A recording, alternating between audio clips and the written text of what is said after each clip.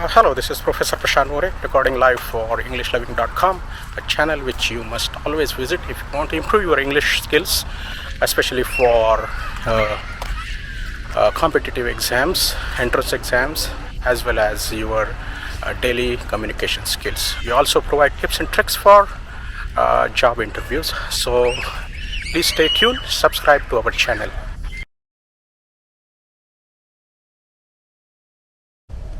The first round is always going to be your personal information round. The officer will greet you, hello applicant, what's your full name? He will ask you about your passport and supporting documents. He will occasionally confirm whether it is okay to conduct that interview in English, and he will ask you full name, your date of birth indicating your age. He will ask you a little bit about your family background, and that would be how many siblings you have, what is their educational status, what your parents do for living, and your generic financial condition. Most likely he will not ask you about something which you are not comfortable with, but remember, when you give a basic idea about your family background, that serves as a basic step for the next round, such as financial information, and it gives you some idea about what kind of questions he will ask you regarding your financial status. So please keep that in mind and answer those questions. Since this is a sure shot round and you are very comfortable and very firm about your answers, why don't you take like a pen, pencil, paper and type those answers and keep them ready, so that you will not have any difficulty and there should not be any surprises. So that's all. In the second round, he will ask you about your university and program information.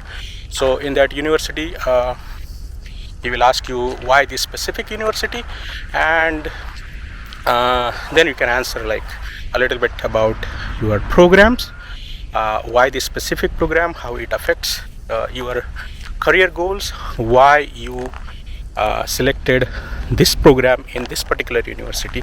So there can be several options. For example, you can say this university offers scholarship, this university has good ranking, this university has very good range of very good names of alumni.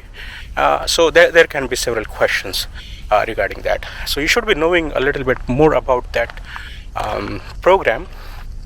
How many courses are there, what are your core courses, what are the electives, what are the specialization, why you specialize, why you are going to specialize only in this particular category, and how many credit hours, what is the ECTS, and so on, how many years it will take to complete this course. So once you show some basic proficiency, he will probably go to the next round, and the next round is going to be a little bit more generic about the country which you are visiting.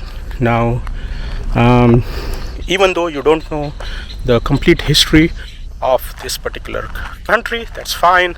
They're not going to ask you some historical facts and figures, but you should know the location,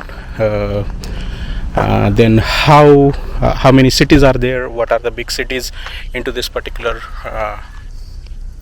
country, how we are going to reach there, what are the modes of transportation, what this city is famous for, from this city which airport is closer, and these are all practical information.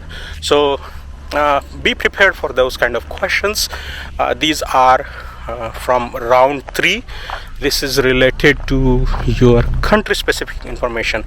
We have one more round called language information. So this knowledge actually serve as a guideline for your next round. So the next round can be a little bit stressful and can be in details, because the interviewer wants to know about your financial preparation. This is round 4, which is your financial background, and he will ask you about like whether you know the cost associated with your program, what are the fees, whether you are getting any scholarship, whether you are whether you know about the cost of living, and whether any part-time opportunities are available within the program, whether internships, paid or unpaid, are available for this program. So he will be a little bit stressing on that. When I say cost of living, that can include various things such as the basic necessities, the cost of transportation, the rent, the utilities, and so on. What currency they use, what is the exchange rate. So you should have a basic information about those things. Lack of information about these things indicate that somebody else has prepared for you and you are not really going into that country, or your mind was not there. In the last minute somebody pushed you there, and it affects your impression because it indicates that you have not done the background preparation. So with this we will go to the next round. Next round will be related to a little bit about language information. Unless you are visiting US, UK, Ireland, the local language is going to be a little bit different, and that will impose some challenges to you in your basic daily routine. So how you are going to address those kind of issues? Are you mentally prepared for taking very elementary level of classes regarding that particular knowledge? Are you willing to learn basic words, numbers, days,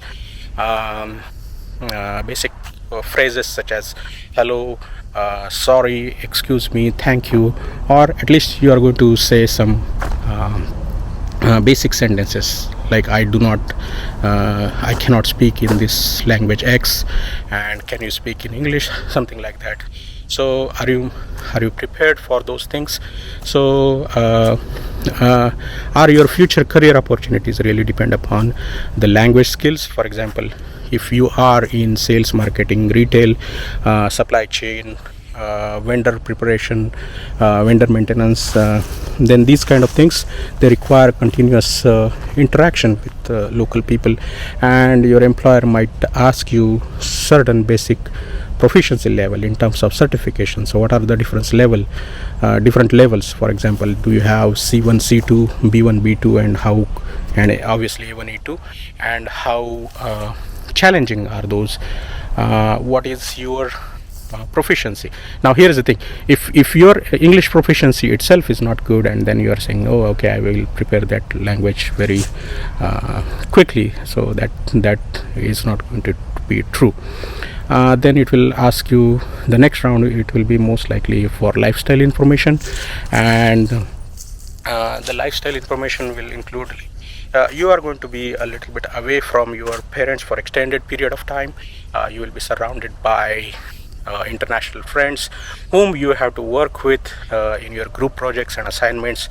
If you're not staying in a single room, probably one of them will be your roommate, and there will be some cultural differences. So these kind of things, remember, the ultimate aim, as I said in the previous episode, is to check whether your financial stability is okay, your background preparation is okay, your language skills are okay, and your emotional maturity, especially when you are staying away from your parents for extended period, basically without home food, in a different weather. So are you emotionally mature to handle the challenges imposed by that particular program? So that is the basic idea of asking these questions. It's not like they want to torture you, it's a legal application to check whether you are not going to be a danger to the society. With this one, you can always say that I enjoy being friends with international people. I have absolutely no problem. I like to mix with different cultures, know more about them. Maybe I will travel with them in their respective home countries, and that will give me an international exposure to various cultures, and it will help me in my future careers. You can always say something positive regarding that particular experience. So that's one part. And in general, my tip is like, be positive, be confident, don't try to stress too much, don't make complicated sentences which you are not comfortable with. Just try to be as polite as possible. Do not mix different facts. Do not say something which you cannot justify with documents or with counter questions. So as long as you maintain these basic discipline, you should be fine. So we wish all the best for you and your interview.